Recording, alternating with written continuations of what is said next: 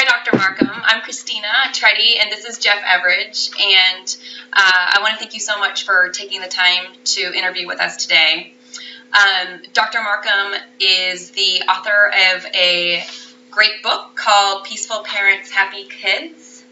It's a book that I have read, and I recommend it to every parent that I work with. And Dr. Markham also has a fabulous website called Aha Parenting, which is a beautiful resource. It contains answers to every parenting question I think a parent could possibly have. And I've gone to it myself, and I recommend it to all the parents that I work with as well. So this is such a privilege to be able to meet with you over Skype to talk with you today. And I just want to thank you for being here. So my very first question is that I've noticed that there's a lot of misunderstandings around attachment and what that means. Some people think attachment is attachment parenting. Other people understand it from a more theoretical perspective, like as I've been learning in becoming a family therapist. And so I'm wondering if you can just please explain to parents what attachment is and why it's important. Okay. Well, attachment is the bond between the parent and the child. And we know now that babies are born looking for that attachment. This is why the human race is still here, is that babies are born seeking attachment, and adults respond to the baby's initiatives. You know, babies they pull on our heartstrings. Their cry drives us crazy until we respond to it.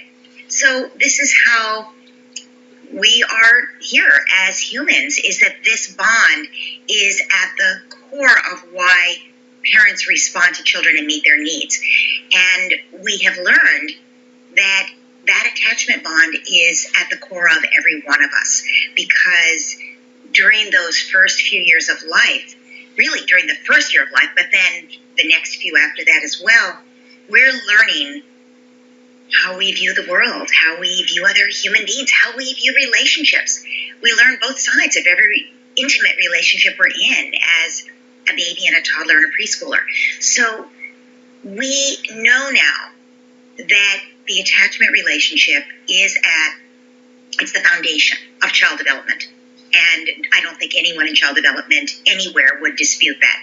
We're still learning a lot about it. We're learning how to assess it, not just in babyhood, which we know how to do it at 12, 14 months, but we're now learning how to assess it later in life. And, for preschoolers or teenagers, or we know how with adults as well. And we're learning how the brain interacts with it. So there's a great deal of research being done on what happens inside the brain as a father holds his baby and looks into her eyes, and what goes on in both of their brains at that point. So we could spend years talking about attachment, and people spend years studying it. But I think for our purposes today, the thing to understand is that there's a theory of attachment and a whole body of research. And then there's what those of us who are parents do with that information. So there's a whole attachment parenting idea out there that was popularized by a physician, a pediatrician, Dr. Sears, and has taken on a life of its own over these many years. And it tells parents that there are certain things they should do in order to have a secure attachment.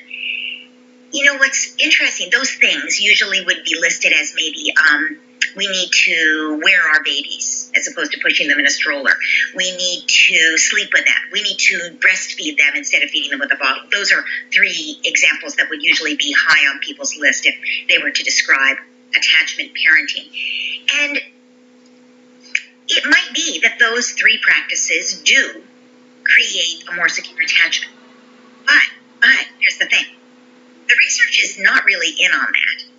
We do know that wearing a baby promotes a more secure attachment. We're not sure why. And we don't really know whether breastfeeding creates more secure attachment. And we don't know that co-sleeping creates more secure attachment. What we do know is that what creates a more secure attachment is responsiveness to the baby's needs. So it makes perfect sense that if you're wearing your baby and versus them being in the stroller, you're going to notice sooner that they're fidgety. You're going to respond more quickly to, oh, what's the matter, sweetheart, to their needs, right? So yes, you're more responsive. But, in the 1960s, late 60s, when they first began to assess attachment, about 60% of the babies that they assessed, the 14-month-olds, were securely attached. There was not a lot of breastfeeding going on. There was virtually no co-sleeping going on, at least not intentionally. I don't think they had snugglies or slings or wraps or anything that you could wear your baby with, unless you were a Peace Corps volunteer who'd come home and brought it with you. So even in the face of none of those practices, 60% of babies were attached, securely attached. So that's really interesting, because what it says to us is that it's not the practices, right? Although you could critique that. You could say, well, that meant 40% of babies are not securely attached. That's not very good. Mother Nature didn't design us that way, surely. And that's true, too. Mm-hmm. That is true. But it shows that it's not the practices. Right. It might be that people who tend toward those practices tend to be more responsive parents, or that those practices make us more responsive. It's entirely possible. But I wouldn't get confused. If you're not able to breastfeed your baby for some reason, if it drives you crazy to have the baby in bed with you, and, you're worried about, rolling over on your baby, or that your partner will roll over on your baby, my goodness, you don't need to do that to have a securely attached baby. That's not the point. The point is to be responsive. Scientists call it attuned, to be attuned to the baby's needs. So that's what creates secure attachment. What does a parent to do to become attached? I'm not, my parents smacked me, or I was an orphan or whatever. I grew up in an orphanage. Sure. I didn't get any of that attunement. No one cared more. What do we do, Laura? How do we get there? That's great. That's a great question. That is the fundamental question. And when can we do it? Do we have to have a kid to get there? Like, no? No, you don't. You can start working on yourself way before you ever have a kid. Okay. That's good news. Yeah. It's often these things don't come up until we have a kid.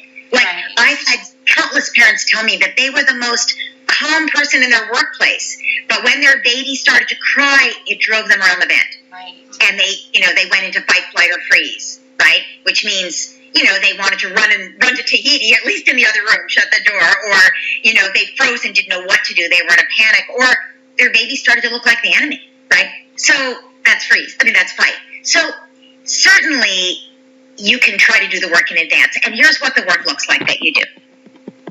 You notice your own needs, and you try to meet them, and you try to love yourself exactly as you are. Now, that I packed a lot into there, right? And we could spend a long time discussing what is that. But really, it's about being loving and responsive to yourself, and accepting yourself as you are, including your vulnerabilities, including your fears, including your sadness, and allowing those feelings to the surface. And the meditators would say, and I am a meditator, the mindfulness folks would say, it's being mindful is essentially noticing what's happening and not shutting it down, but also not acting on it. That's what mindfulness is. You notice the feelings, but you don't act on them. And there's something almost magical happens when we do that, which is that as we feel a feeling, and just notice it, it's almost like receiving a message, and then it goes away. The feelings melt away once we experience them. But if we don't allow ourselves to feel those things that we've locked up since childhood, they're still in there, right? So we can work on and there are ways to work on ourselves, and, that's a whole discussion in itself, but there are absolutely ways to do that before you have a child. But for the people who are maybe watching this, who have a child already, who are, yes, when my 2-year-old looks at me and says, no, it just makes me want to throw her out the window. The question is, what can that parent do with that current feeling? You don't have to go back to your own childhood. Just notice what's going on inside you at that moment, and don't act on it. Don't throw her out the window. Don't smack her across the face. Take a deep breath. Remind yourself, she's acting like a 2-year-old because she is a 2-year-old. There's no emergency here. And these feelings are not really about her. They're actually nothing to do with her. Because many other parents could look at her and go, she's 2, and it wouldn't bother them at all. So it's pushing my buttons, in this case, because I have some baggage around it. I can breathe into that. I can notice what happens. And when I say notice what happens, I don't even mean get into the old story about how if I'd said that to my father, I would have been on the floor. But more notice what happens in your body, because that's where the emotions are stored. They're in our bodies. So just notice, my stomach is clenched, my throat is tight, I feel like I can't breathe. As you notice those sensations, That's how humans experience emotion. We experience sensation. As you notice the sensations, as you breathe into them, they begin to loosen. They begin to change. And again, any meditator can tell you, as you sit with emotion, you breathe through it, it changes. It's not permanent. And every time you do that, you're disabling some of the neural circuitry that is in place that's causing that reaction. And you're actually rewiring your brain. So you don't go into fight, flight, or freeze when your kid is defiant to you. And at that point, you have so many more choices. No, you can't. Yes, the 2-year-old has to get, go upstairs and get ready for bed or get in the car seat or whatever she won't do at that moment, right? She has to do those things. But if you're responding from this primal place in yourself where you're in fight, flight, or freeze, you're never going to relate to her in the way you want. You're going to push her into more defiance. So what parents can do at this moment is calm themselves and then connect with the child. So I've been throwing the word responsive around and also attunement. John Gottman is the foremost researcher on marriage. Christina, you know who he is. Yes. He's been doing research. Yeah. As am I, as anyone who knows his work has to be, because he and his wife have done amazing research over the years. And so I thought I would share with you his definition of attunement, because this is what keeps couples together and growing and deepening their relationship. Attunement, that's what he says. And you know how he defines it? It's being there when the other person has upset emotions. Isn't that interesting? So when somebody's upset, your partner's upset, if you're attuned, instead of running in the other direction, which many of us want to do, or instead of getting angry and wanting to shut them down, we stop, drop everything else we're doing, take a deep breath, stop, drop, and breathe so we can be present. And then we say to our partner, in some way, you may not use the words, I'm here. I'm here for you. And we're there while they're upset. That's attunement. So that's what we need to do with our children. But so often we don't do it. And the reasons we don't do it, one, we're too upset because we're triggered, as we just talked about. Or two, somehow we see children as not fully deserving that respect and that connection, right? There's something missing in our view of children. And then third, there's a fear that parents have. Parents take their obligation to raise good kids so seriously. We all do it. There's nothing more important to us. And so when our child is defiant, we think, I can't let her grow up like that. I've got to knock some sense into her, right? So we actually, because of our fear and we don't know what's age appropriate, we don't move into attunement. We don't listen to her upset because we think we have to stop the upset. Actually, we wouldn't do that with our partner. We wouldn't say, stop feeling that way right now, because first of all, it wouldn't work. And secondly, it's disrespectful to our partner. And thirdly, it undermines the strength of your relationship, right? But we do it with our children all the time, and we do it out of our own fear. So I'm going to just talk to the parents listening here. That's like advanced pause button right there, right? Because we teach like RCB is the pause button. Susie Walton has this beautiful idea, the heart connector.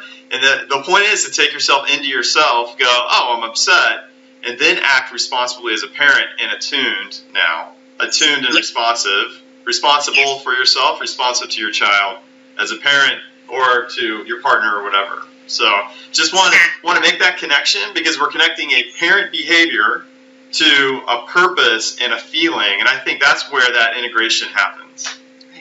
Cool. Exactly. So we need to shift, and I think you're going to do that. We need to shift to boundaries, right? Because now we've hit attachment hard. I think you answered actually all our attachment questions in all at once. Actually, So I add one thing about attachment before we shift from attachment. Yes, of course. So the way attachment goes wrong is that the child does not feel safe with the parent. They don't, and usually that's not a question of abuse, although there can be extreme situations. But they may not feel safe emotionally. They don't feel safe that the parent will, and any parent watching this would say, how could my child not feel safe with me? Of course they feel safe with me. I'm dad, I'm mom. But think about that. If the child is clingy and needy, and you say, you're okay, you're fine, does the child feel safe to show you their neediness? No. We've just shut down those feelings. We've said, that part of you is not okay with me, right? So we've made the child feel unsafe. We've pushed them away when they're needy. Or maybe the child is angry. this is also very common, that the child is angry at us. And, children get angry at their parents all day, every day, because we're parents. We set limits. Yes, you do have to get a diaper change. Yes, it is time to leave the play structure, whatever it is. Even infants get angry at us, because they want that bottle right now and it's not hot yet or whatever, warm yet. So when a baby or a child gets angry at us and we respond by acknowledging it, you're so mad right now, this isn't what you wanted. They may not even understand the words, but they feel our acceptance of them. But many people can't handle it when someone's mad at them. It scares them. So when they may be responsive to neediness, and I see this among attachment parents sometimes. They're responsive to the child's neediness, but when the child gets angry at them, they can't handle it, right?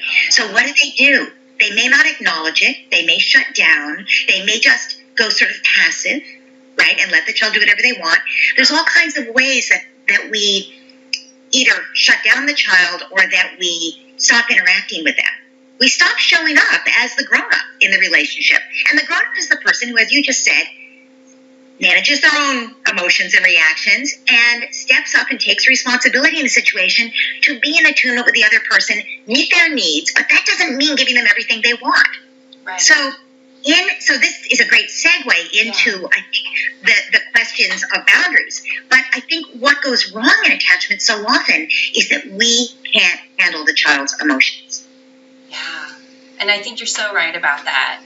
And I'm thinking about when things go wrong in my life. It seems to be when I'm with my children. It seems to be when I'm like rushed, and when I've got time and they have an emotional experience. Even if I am triggered, I feel like I'm very able to, check myself out, stay regulated myself, and then attune to them, and then kind of guide them through taking care of themselves. But then when we're rushed, like when I'm getting my 3 kids in the car in the morning and someone's really upset about something, whatever it is, that's when I feel like I have a difficult time honoring their emotional experience. And I often just wish, I'm the parent, I'm telling you to get in the car, you just have to get in the car and, deal with your emotions on the way. So, so that, can you talk a little bit about that, about those critical times when we're, things just have to get done and we can't like really... Like the yard work? Like, yeah. And we can't necessarily be there for them, or maybe we can. Maybe I'm missing something. I mean, Laura, it's a busy world, and sometimes you have obligations. You got to make it school on time, right? And then we want to stay connected and attached. This is the dilemma where we go into just get in the damn car. What do you got? What do you got for us? All right, great. So first of all, remember that the child's willingness to take direction from you derives from their connection with you. There is no dispute between your parental authority and your connection with the child. In fact, the connection with the child leads to your parental authority. The connection with the child, you could use fear as a way to get your child to do what you want, but any child over the age where you can pick them up and move them will start to stand up against fear, at least any child who's been raised with love so that they honor their own inner compass, right, their own integrity. They will stand up against you right away. And it used to be that children were not raised with their own inner compass and their own integrity, and so they put up with their parents a lot longer because parents used a lot of fear in the old days. And now we say, well, we live in a new world. How come parents don't respect our authority? Well, actually, they are following their own inner compass and their own integrity, right? So we don't have as much authoritarian parenting, and it's not as effective because kids will stand up against what they see as your bullying, right, your authoritarianism. So what do we have? We have influence. And all the research shows that in any relationship, influence comes from the connection. So if you think about it, connection creates your influence with your child. So in general, your children do what you say. I'm sure that both of you, in general, your kids do what you say, right? So what about those moments when they don't? What's going on? Well, you've already identified one thing going on. You're not connected. You're being a crazy woman because you're late to your meeting and you got to get the kids in the car and they're going to be, right? And what happens happens to the child at that moment? When we stop being connected, they feel unsafe. Seriously, children, their connection with us is what makes them feel safe in the world. That's the basis of attachment, is them feeling like we will keep them safe. So if we're crazy, and by crazy I mean crazy busy, crazy stressed, it could be crazy angry, but when we're disconnected from them because of our own stuff, at that moment, we can create a rupture in the relationship where we lose our influence. So if you look at the times when your children don't do what you say, often, it's because of where you are, that you have been not actually connected. So that's one thing going on. But let's say it has nothing to do with you. Let's say you're in the most possible connected place. You've had a perfectly wonderful morning. You've got good routines built in so the children feel safe and so that you connect with them every morning. And it's time to get in the car, and one of your kids all of a sudden has a big issue. Never. Now, maybe it doesn't happen. Right? No. Never. No way. Not happening. Yeah. So if it's a toddler, all bets are off because it's age appropriate for them to do that, and they're not sort of designed by nature to live in a modern world where they have to go to school. So toddlers, you really can't do much with a toddler at that point in terms of reasoning with them usually. But when they get a little older and they have a little more prefrontal cortex developed, like a 4-year-old, they're still capable of being very oppositional, right, and difficult and emotional, but they have enough prefrontal cortex to understand to have sort of two things going on in them at once. Part of them says, Mom's right, I got to get in the car. I know this is what we do. And I do want to please Mom because most of the time she's great with me. She loves me, she understands me, she protects me, she takes care of me, she listens to me. On the other hand, I need my car, my toy car that I was going to bring with me for show and tell. And I told Bobby I would have it, and if I don't have it, all the boys will laugh at me. And, whatever is going on with him, that he's throwing, and he didn't get enough sleep last night, and his older sister was picking on him, and, whatever it is, and you had the baby on your lap all morning, and he's just jealous, whatever it is, right? So at that point, he doesn't have a lot of internal resources to draw. What can you do, right? Well, one thing is, you can say to yourself, oops, I guess I'm not doing enough preventive maintenance. That's one thing. Got to get to bed earlier. Got to do more every single day when he gets home from school. Got to do more laughter. Some chasing him around the house to get him laughing. Whatever kind of roughhousing works to get him laughing. All children need that. Why would I bring that up at a time like this? Because laughter reduces the amount of fear in our system. It actually changes our biochemistry. So that instead of stress hormones in our body, we have connection hormones in our body, right? Every time you laugh with someone, you're connecting with them and you're changing your hormonal balance. So if you do that with your children every day, you're reducing the stress on them that tomorrow, that's going to A, keep him from falling asleep tonight, and B, tomorrow morning, it's going to make him crankier, right? If he has those, because the stress hormones stay in your body. They don't just leave. It takes them a long time to leave your body. And so one easy shortcut to get them out is laughter. And every child needs laughter every single day. And if you have time for it in the morning, all the better. It'll mean you won't have this problem getting into the car. But at this moment when he's losing it, you're not going to start laughing because it's not going to work. He's already too far gone, right? But you say to yourself, okay, mental note, this afternoon we're doing some laughter. Got to do it every afternoon.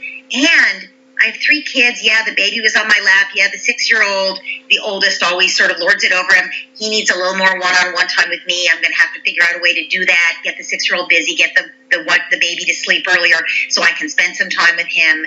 Whatever it is, because every child needs that connection with us from the one-on-one time in order to feel like, because you know what happens? When you have a new baby, all of a sudden your older children look at that and they say, genetically speaking, they look at the new baby on your lap and they say, if a tiger jumps out of the bushes, who's she going to save? That's, again, why the human race is still here. We're looking out for number one. They look at that competitor on your lap and they think, wow, I'm no longer number one. I'm in danger here, right? That's why there's sibling rivalry. So presumably you've done a good enough job of convincing the 4-year-old he's still loved along the way. But let's say at this moment, as I said, the baby was on your lap, the 6-year-old was, picking on him, and he needs that feeling that he still matters to you. And if he had that feeling, it wouldn't be coming out right now in a tantrum when you tell him he needs to get in the car and not worry about his toy for show and tell. So So again, you're saying to yourself, okay, got to have more special time, got to have more laughter this afternoon. But at this moment, I've got a meeting to get to, and I'm not going to get myself fired here by listening to my kid's emotions. What am I supposed to do? Here's what you do. You still have to set the limit. He still has to get in the car. Let's presume you can't find his toy at this moment. You're not going to go look for it. You don't have time. Now, again, I would say to you, from now on, I'm going to set the timer so that we're ready to leave the house 10 minutes early every single day. And at the very worst case, we'll play a little bit outside the school before they can go in. And I'll be 10 minutes early to work. That's not a crime, you know. I'll have a great day at work because I started off 10 minutes earlier. So, again, that's something you're saying to yourself for prevention for the future. But, so if you had that 10 minutes, you could look for the toy that he wants to bring for show and tell. But let's say you don't have it, right? So you can see all these decision points. Yesterday, last night, this morning, getting up 10 minutes earlier. Everything that you've done so far, you could have done differently to avoid this moment. But let's say none of us is perfect. Life is not perfect. Life always throws us curveballs. You just have to deal with the fact that it's coming at your head at this moment, right? So what are you supposed to do? And at that moment, you stop, you take a deep breath to control your own self, because if you're in fight, flight, or freeze, you're going to want to shake your kid or threaten your kid, right? That's not going to help him. That's not going to, you're just escalating the storm at that point instead of lowering de-escalating. You want to de-escalate. So you take a deep breath, the pause button. This is the enhanced pause button is you stop, drop your agenda. So stop, drop, and breathe. Stop, drop your agenda just for that moment. The agenda is getting him in the car. You take a deep breath, and then you connect. You get down on his level. Your 4-year-old is like, and you get down at his level. And maybe you put your hands on his shoulder to connect with him. And you summon up all the warmth you can. And you look him in the eye and you use his name. Hey, Brian. Now you acknowledge where he's coming from. Stephen Covey would say, first connect, right? You look him in the eye, you use his name, and you say what he wants. Brian, you really wanted to bring your new little dump truck to school for show and tell. And now he's no longer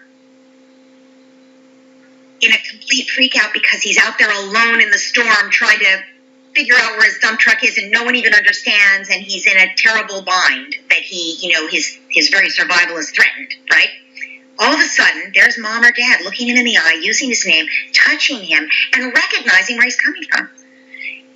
All of a sudden, he sort of starts to gulp back his tears and say, yes, I need my dump truck. And you say, you really wanted to bring it today. You said you were going to bring it today, and you promised Bobby you were going to bring it, and you really wanted it today. Yes. And you take another deep breath and you say, I wish we could.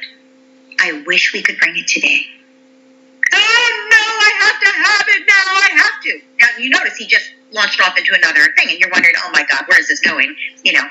And you say, I know, Buster. I know. You wish you could have this. The truck, and but he's no longer screaming at you. He's sobbing in your arms. There's been a breakthrough here. Because he feels understood, he's willing to sob. He's re-stumbled on his grief. You know what just happened? You set a limit. You actually set a very kind limit. I wish we could. But that's pretty clear. You're not doing it today. You're sympathetic, but you're not doing it today. And you know what? The reason he started to cry harder is here's the limit. That's you. Strong. Solid. You're like the wall. I wish we could. We're not doing it today. That was what you inferred. He's like, but I have to have it. But he's no longer ballistic. Do you know why?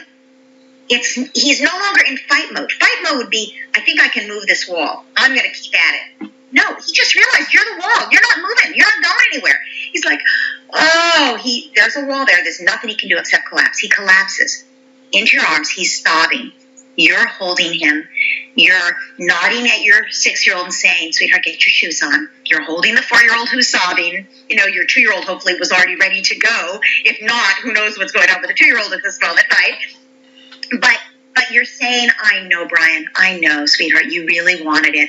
I know. And then, now you've got to give him some hope for a different future so he can move on, right? Now, if you had all the time in the world, he could sob for half an hour maybe. Although if you've done preventive maintenance every day, if you've been laughing, if you've been doing the one-on-one time, if he's allowed to cry when something does come up the night before when you have time to listen, he won't cry for half an hour because he'll recover very quickly. When we do preventive maintenance for kids, they actually recover quickly in these moments. But let's say, as I said, we haven't been doing it. So he could cry for half an hour at this moment, and you can't do that. You don't have the time. So what you say is, I know, sweetheart, I know. Now we have to give him some hope, right? And you say, I have an idea. Let's write down right here and put the sign for when we come in the door. And by the way, I used to leave paper and a marker and tape right by my front door for exactly these moments. You grab it and you say, when we get home, you write it down. Now your 4-year-old can't read, but writing is magic, and this is a promise, and promises are magic.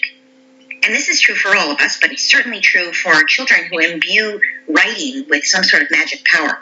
And you write, when we get home, Brian and Mommy will find his dump truck and put it by the front door to take to school tomorrow. Whatever. So you write it down, and he helps you with the tape to put it up. What's just happened?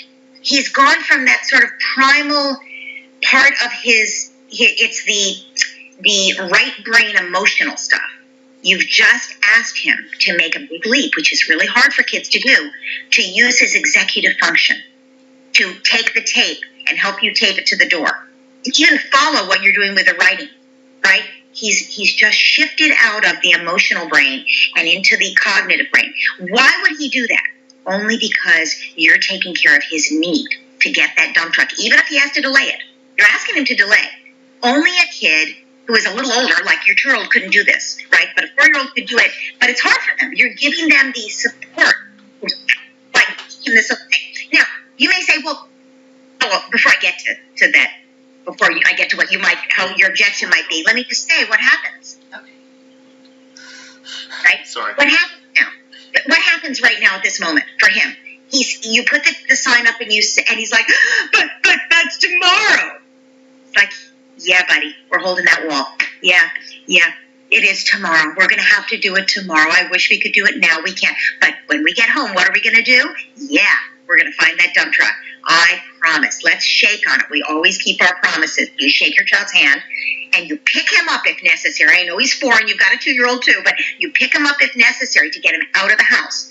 Even if you put him down on the other side of the door and you go back in for your 2-year-old, whatever you're doing, or maybe the 6-year-old is helping you walking through the door with the 2-year-old, and he may be still sniffling in the car, but and now you can change the subject and get all the kids into singing your favorite song in the car, whatever you want to do.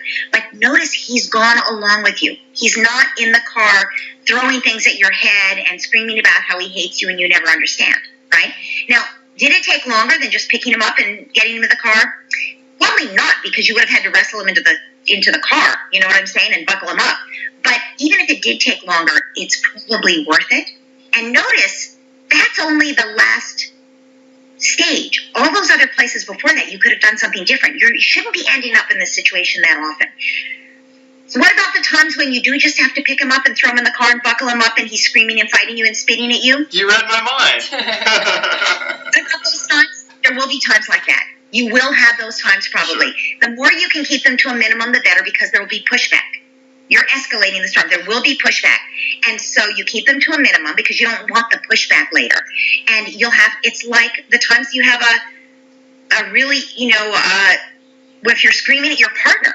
We would like to never have times when we scream at our partner, but occasionally, for at least some couples, maybe most couples, that has happened in their relationship. And you would not do that very often. And when you do, what has to happen afterwards? There has to be a repair. So look at this the same way. There has to later be a repair. Maybe before he goes into the school building, maybe afterwards. But at some point, there's got to be the repair of, that was so hard for both of us this morning. You were so upset you wanted to find your dump truck. I was so upset because I was late to my meeting. I really couldn't listen to you then. We didn't have any time. I am so sorry that it worked out that way. That was terrible. That felt terrible to me and terrible to you, and we're not going to do it that way anymore. What could we do differently? Even a 4-year-old could tell you some things that could be different. They'll start by telling you how you could be different. But they'll tell you that ways they could be different too. And you'll come up with ways that you can agree with each other, that you can avoid getting to this point, right? Yeah. I do just want to point out that what I love about that whole process is that there were so many skill building opportunities for him too. You know, I mean, like just even knowing, because even for us, right, there's times that we have to put off what we want to do because we run out of time, but we know we can get to it later in the day. And I love the idea of being able to teach a 4-year-old that, you know, he can do it later, and by writing it down and putting it on the door, you know, it helps him to just really kind of like anchor that in, that it's not the end of the world, even though initially it felt that way. So, yeah. And we learned, you know, the research is pointing to children who have more responsive parents who feel that their need will be met eventually, right? Those children develop delayed gratification sooner. And it is, I think, one of the most basic skills in life. Yeah, definitely. And too, I can see how he wouldn't develop beliefs like I'm powerless, I'm hopeless, you know, like no one's here for me, because even though he's not getting to do what he wants to do exactly, he still knows that there's, you know, the parents guiding him through it, and he's not powerless, really. I mean, he can't get the car right then and there, but he can get it later. So, yeah, that's great. So you talked a lot about, so my personal opinion, Laura, is that attunement, a big component of attunement is understanding the developmental location, if you will, and capability of the child as they go through to adulthood, right? And you know, a lot of times I tell them, I have 2 boys, 9 and 12, and you know, I'm a full-time single dad, right? And I tell them, I say, you know, I'm really just trying to get you guys to be great adults. Yeah, great fathers, great men, great adults. Like, that's the whole purpose of this. Sometimes they push back on some of the limits and rules that I have in the house. But I think this is really hard for parents, right? And I know that it was a little bit hard for me. Not super hard, because I had so many resources, so many beautiful, awesome parenting instructors to help me out with what's age appropriate. But what do you tell parents around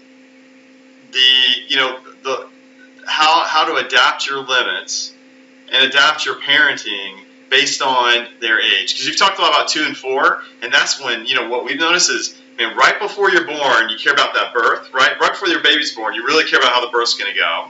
And then you really care about the baby, and then the 2-year and 4-year-olds, you're like, want to do it right. But as soon as they're capable of, like, moving around and feeding themselves, that care about how you act or what you give them kind of, like decreases over time. And if you haven't been developing attachment, if you haven't been developing yourself as an authority or as a coach or a teacher to your children, then that's when I think that's when parents go, man, my teenager, I don't even know who they are, right? And they don't know me, right? So can you talk about, like, from a fundamental level, because you're talking like specifics to 2 and 4, but more fundamental level, how do you continue to morph your parenting and give your children less limits and more ability to screw things up and teach them the right things to do? How do you deal with that? That's like, and I'm not even sure I asked a really good question there, but I bet you know the answer anyway. Counting on you. Yeah. So this is, I think one thing we have to recognize as we talk about this is that parents don't have much support in our culture.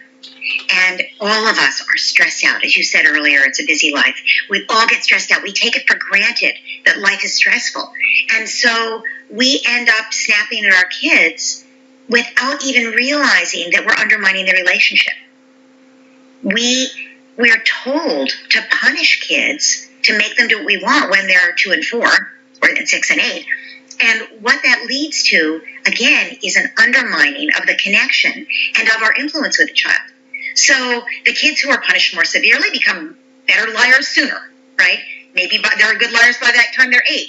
But any kid who doesn't have that strong relationship with a parent is going to be a good liar by the time they're 14, right? You know, my daughter was a very strong, she's now 21, so she was a very strong-willed child. And as a teenager, she didn't always like my limits, and I, had a fair number of limits about, you go to bed at a certain time, you do well in school, we don't have screen time. There's no screen time during the week. The only thing is homework, and which they did have to use a screen for, but that's it. There's no other screen time during the week. No, you don't get a phone just because everybody else has a phone. You get a phone when you need a phone, and then you have to handle it responsibly. A lot of limits like that, which are reasonable limits that kids can push back on. And the great thing is that my daughter trusted me with her feelings enough to push back. What would have been worse is if she had lied to me and gone behind my back on things, right? So you want a kid who stands up to you. You want a kid who tells you, who pushes back on your limits in your face, as opposed to going behind your back and lying to you. That shows you that you don't even have, as you said, you don't even know who your kid is anymore, right? So I think parents aren't given the support they need in the years between 4 and 12, which would allow you to realize, wow, my kid's not going to be listening to me forever. You know, my kid wants to chatter away to me in the car, and I just want to, like, be in my own thoughts. I'm just stressed. I had a full day at work. The last thing I want to do is to hear my 6-year-old talk about the dynamics on the playground, right? But if you don't listen and respond, you're letting that relationship sort of drift away from you. And by the time they're 14, they're not going to be telling you anything, right? So I think one thing I would encourage parents, whatever the age of your child, is to realize this is a temporary relationship in a sense. You'll always be their parent, but they're moving. Their job in life, as you said, is to become adults on their own. And they're moving at every step. There's a lot of grief there for us parents, right? Every step they're taking into the future, they're moving away from you. And it's hard to believe. But if you don't work at that relationship in the same way you would work at a marriage, you're going to lose it. You're not going to have the influence with them. So you asked specifically, well, like, how do you impose your rules? How do you enforce your rules and have your limits? I think the answer is you build that relationship at each step along the way. Agreed. I personally think that, like, one of the things that I feel like I'm good at as a dad especially is really listening to what they want to do, and then very, very, very much considering it, you know, and then if I need to, instead of just saying, no, you can't do that, just go, hey, you know, well, how about we just adjust it this way? Like, I just want it to be a little safer. Or, you know, you're not quite ready for that, but this. Or, hey, how about we test out on that? Like, you can show me in a very controlled way, and you can show me a little bit more, and then, okay, now you can walk to the neighbor's house on your own, whatever. Yeah, so, yeah, it's agreed, but I understand, and I love, what I love about this, everything you're talking about, Laura, is it comes back to the parent being in tune with themselves, and then a parent realizing they're leading the relationship. Like, they're leading it, and if they're, like, whatever they do, they're going to get back. So if the kid's chatty and you don't engage and respond and be there for them, well, then later on, guess what you're going to get back? No engagement, no response, not there. Yeah. Love it. Love it.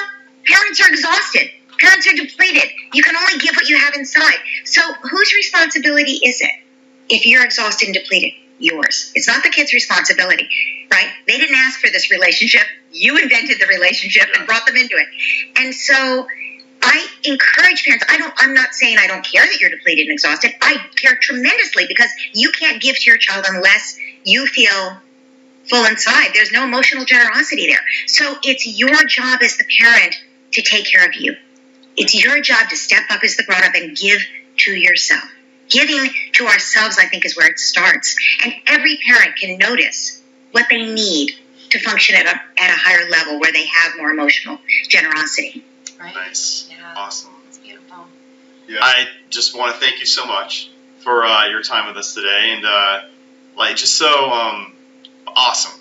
I'm going to go through this video again and start taking notes, because there's so much I can apply in my day-to-day parenting as well. So thank you so much, and yeah, thank you so much. This was so informative and very, very helpful, not only for myself as a parent, but also with the parents that I work with. And I'm excited about everything you've shared. So thank you. Yeah, cool. Thank you. Thanks for doing the work you both do.